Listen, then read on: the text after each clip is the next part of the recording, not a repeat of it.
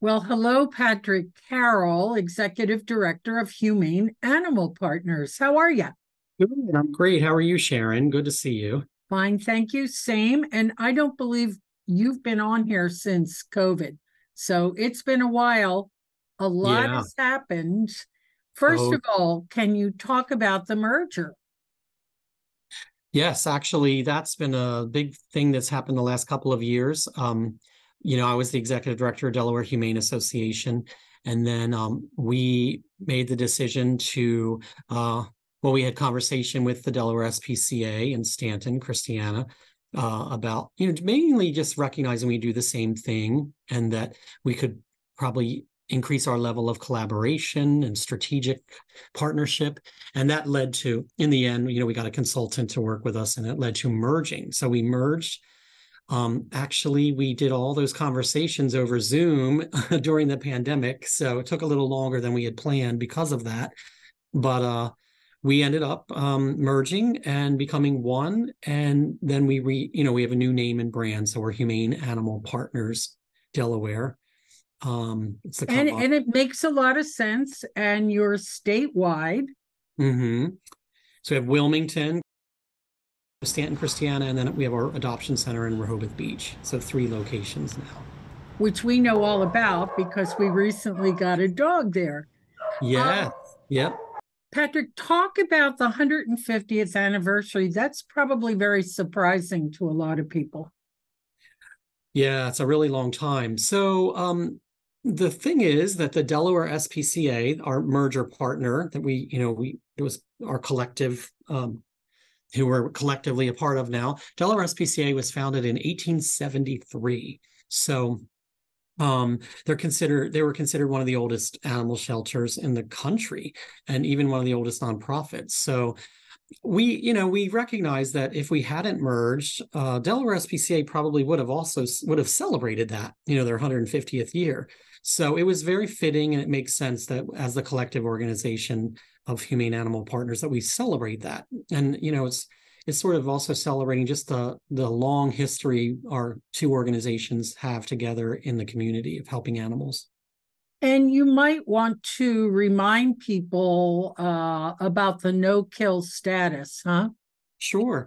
Yeah, well, we are a no-kill organization. Delaware SPCA had become a no-kill organization, and of course, we're a no-kill state. All the shelters are no-kill. So, yeah, a lot of people have. That was definitely a question when we merged because people wanted to make sure that we still were no-kill and that was our future. So, yes, absolutely. And No. what no-kill means is, that we, more than 90% of the animals that come into our care have an outcome that is into foster or adoption and not euthanized. So, I mean, our actual rate is like 97%. We just don't euthanize very often. If we do, it's only because of usually with a cat, it's a major health issue that's hopeless. And with dogs, it's often a behavior issue that they're not safe to place in a home. Sure. So, Yeah. looking at that image behind you, I am reminded that is that a German Shepherd? That the President of the United States and First Family got their dog from you, from HAP. Can you talk about that? Sure, yeah, that is not Major. That's a different dog behind me, but it is a dog that was adopted from here, and living his best life. You can tell on that little mountaintop or whatever. I think someone had sent us that picture after they adopted. But yeah, back in 2018, it was then Vice President Biden. We had a litter of 6 German Shepherd puppies. So they actually his daughter Ashley saw the post that we did about these 6 puppies and mentioned it to her father, and the rest is history. We worked with them, and of course, Major didn't. We always say that everyone knew Major was going to the White House except for Major, so Major wasn't aware of the kind of challenging environment that he was going into to live. So we're glad. I mean, it's good now that he's not in that stressful environment. He's living with a family friend, from what we understand. But you got a lot of notoriety for the organization when the Bidens went to the White House, yes? We did. It was amazing, and it was under the name of Delaware Humane Association. So hopefully we can still, ride that wave. But I did a lot of interviews like this, I remember, because it wasn't just local, but it was also some national and international interviews I did. I did 2 interviews with Anderson Cooper. It was all very exciting.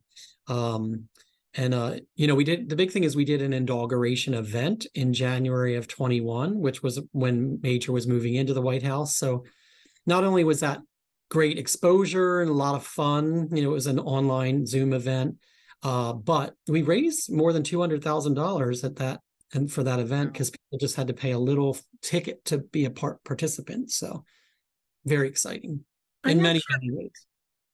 I'm not sure the public realizes how enormous and complex it is to do what you do well. So you've gone beyond now turning in a pet, adopting a pet, spaying or neutering a pet. Your new emphasis is on being a resource for Delaware pet owners. Delaware, the state where the rescue dog is the state dog. Can you talk about your new focus? Yes, absolutely. I think there's a shift going on, and it's not just in Delaware, it's nationally. I think it's really a shift of shelters working harder at keeping pets out of the shelter than taking them in. So the goal is to keep them with their families. So rather than we have a history in shelter work where we're open admission, animals could just come in, you could drop your pet off. There wasn't a lot of conversation. But what that also led to is that of euthanasia, to be honest, because there wasn't enough room for all of that. So, there has been a whole shift of, 90% of the animals that entered shelters were euthanized, and now it's 90% are saved or more. So the point is, we're doing work, we call it pet retention. How do we retain that pet in your home? What would it take to keep that pet with you instead of giving it up? So we have this, the biggest thing is we have conversations with people now.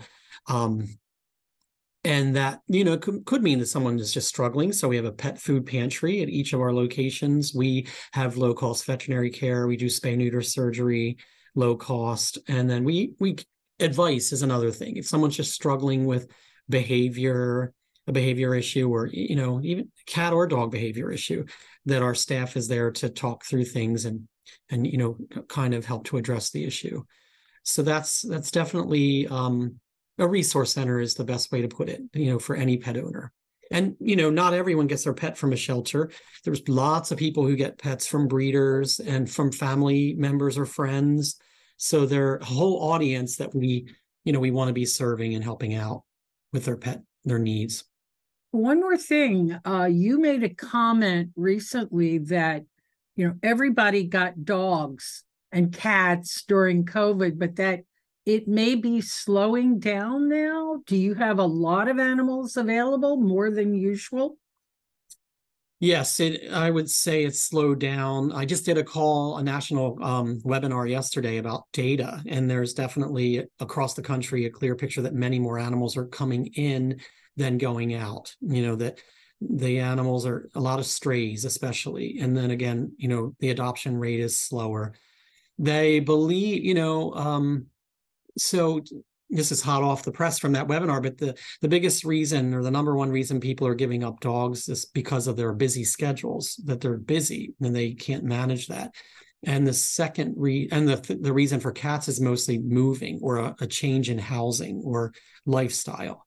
So, there's much more to it if you go down into the weeds about what's happening with people, but it definitely is, it's definitely, post-pandemic now, we're seeing that uptick of the need for sure.